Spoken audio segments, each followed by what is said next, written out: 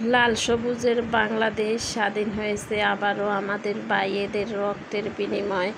যে ভাইরা দেশে ছেড়ে আমাদেরকে ছেড়ে চলে গেছে, আল্লাহ যেন তাদেরকে জান্নাতবাসী করে। আর যে ভাইরা এত পরিশ্রম এত কষ্ট করে যুদ্ধ করে আবারও জয়লাভ করেছে, আল্লাহ যেন তাদেরকে মনের আশা পূর্ণ করে, এই আশাই করি। যেন স্বাধীন বাংলাদেশে সবাই ভালোভাবে থাকতে পারে, ভালোভাবে চলতে পারে, স্বাধীনভাবে চলতে পারে, এই দোয়াটাই করি। আল্লাহ যেন সবাই মনের আশা পূর্ণ করে। যে ভাইরা এত যুদ্ধ করলো এত কষ্ট করলো, আল্লাহ যেন ভাইদের মনের আশা পূর্ণ করে। বাংলাদেশে যেন সবাই ভালোভাবে থাকতে পারে।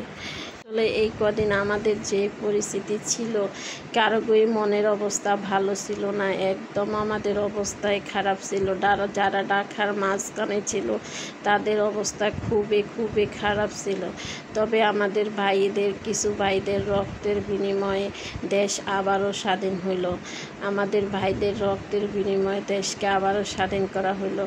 আল্লাহ যেন সবাইকে ভালো রাখে। যে ভাইরা আমাদেরকে ছেড়ে চলে গেছে, আল্লাহ যেন তাদেরকে জান্নাতবাসী করে, এই দোয়াই করি। যে ভাইরা যে এত যুদ্ধ করলো, আল্লাহ যেন তাদের মনের আশা পূর্ণ করে, আল্লাহ যেন সবাই সব কিছু ভালো করে দেয়।